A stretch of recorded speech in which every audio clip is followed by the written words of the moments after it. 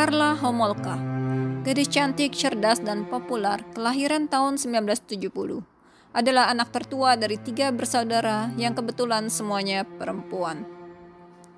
Walaupun ayahnya seorang pemabuk dan kerap bertengkar dengan ibunya, ia berhasil mendapatkan pekerjaan yang cukup baik sebagai seorang asisten dokter hewan di suatu klinik.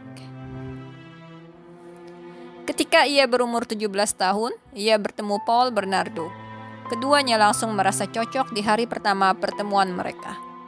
Menyadari persamaan bahwa mereka menyukai adanya kekerasan dalam suatu hubungan mereka berlanjut sangat cepat. Terbukti dari hubungan suami istri yang mereka lakukan di hari pertama pertemuan mereka. Paul Bernardo adalah seorang pemuda yang berparas tampan. Walaupun ia mempunyai kepribadian yang menarik, ia memiliki masa lalu yang cukup suram. Walaupun Paul tidak terlalu peduli ketika ayahnya dipenjara karena terlibat kasus pelecehan anak ketika ia berumur 9 tahun, namun Paul sangat terpukul ketika sang ibu memberitahunya bahwa Paul adalah anak hasil dari hubungan gelapnya dengan pria lain. Kejadian itu mengubah perilaku Paul. Tidak lama kemudian, Paul dan Karla bertunangan. Pasangan yang terlihat serasi ini mendapat julukan Barbie dan Ken. Setelah bertunangan, Paul berterus terang kepada Karla kalau ia sangat tertarik kepada Tammy yang merupakan adik kandung Karla. Karla yang ketika itu takut akan kehilangan Paul, ingin menyenangkan hati Paul dan ingin memberikan hadiah untuknya. Kepada Paul, Karla berjanji untuk memberikan kegadisan adiknya, sesuatu yang tidak dapat Karla berikan kepada Paul. Di suatu pesta di bulan Desember 1990, Karla mencampur obat tidur yang dicurinya di klinik hewan tempat ia bekerja ke dalam minuman Tammy. Saat dalam keadaan koma, Paul memperkosa Tammy, sementara Karla menonton dengan senangnya sambil merekamnya. Tak lama kemudian, Tammy muntah dan tersedak oleh muntahnya sendiri. Sejak itu, ia tidak pernah bangun kembali. Kematiannya dianggap polisi sebagai suatu kecelakaan akibat alkohol. Tanggal 15 Juni 1991, seorang gadis bernama Leslie Mahaffey yang berumur 14 tahun diculik Paul dan Karla dari pekarangan rumahnya. Tubuhnya disiksa, diperkosa, dipotong, disembunyikan di dalam balok semen, dan dibuang di danau. 2 minggu berlalu. Tanggal 29 Juni 1991, Paul dan Karla memutuskan untuk menikah. Pernikahannya diselenggarakan secara mewah. Mereka terlihat bahagia di hari itu. Yang ironisnya, hari itu juga, potongan tubuh Leslie diketemukan oleh seseorang yang sedang berada di danau. Setahun kemudian, Paul dan Karla menculik seorang gadis bernama Christine French yang berusia 15 tahun, yang ketika itu sedang berjalan pulang dari sekolahnya. Tubuhnya kemudian diketemukan di parit tidak bernyawa. Polisi menghubungkan pembunuhan yang terjadi pada Leslie dan Christine.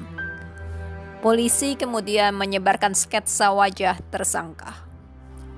Teman kerja Paul mengenalinya dan memberitahu polisi. Sebulan kemudian, hasil laboratorium menunjukkan bahwa DNA Paul cocok dengan DNA yang diketemukan di barang bukti. Polisi mulai mengawasi Paul. Polisi memanggil Karla untuk interview. Karla, yang ketika itu sedang bertengkar dengan Paul dan pergi dari rumah, menyadari jika ia mulai dicurigai polisi. Ia melalui pengacaranya membuat deal dengan polisi, di mana ia meminta dirinya dibebaskan dari tuduhan apapun bila ia bersaksi melawan Paul. Jaksa menolak deal tersebut, namun setuju untuk memberikan hukuman yang ringan kepada Karla. Di hadapan polisi, Karla bersaksi jika kematian adiknya adalah akibat dari ide Paul. Carla juga bersaksi bahwa Paul yang menculik Leslie dari pekarangan rumah Leslie. Carla kemudian memberitahu polisi bagaimana korban terakhir mereka, Kristen, dirayu Paul untuk masuk ke mobilnya. Dan setelah itu, Kristen dipaksa Paul untuk menonton berita di televisi yang saat itu sedang menyiarkan ayahnya yang sedang sedih memohon-mohon agar putrinya kembali. Carla memberitahu polisi bahwa dirinya terlibat dalam aksi kejahatan karena dipaksa oleh Paul. Carla mengatakan bahwa ia takut akan Paul jika ia menolak membantunya. Semua penculikan, pemerkosaan, dan pembunuhan adalah ide Paul. Paul dikenakan hukuman seumur hidup.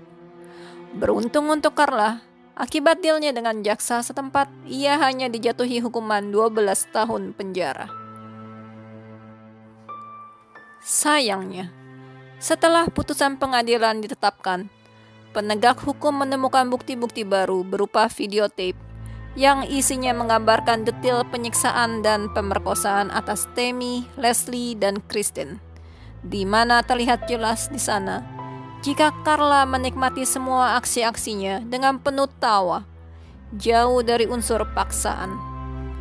Tidak ada rasa takut sedikit pun terpancar di wajahnya. Selepas dari penjara, Carla pindah ke kota kecil dan mengganti identitasnya. Ia mengubah namanya menjadi Lian. Ia kemudian menikah dan mempunyai 3 orang anak. Kasus ini merupakan kasus yang kontroversial karena banyak masyarakat yang mengutuk deal antara kejaksaan dan Carla. Terlebih, semua bukti yang ada menunjukkan bahwa Carla tidaklah jujur dalam memberi kesaksian.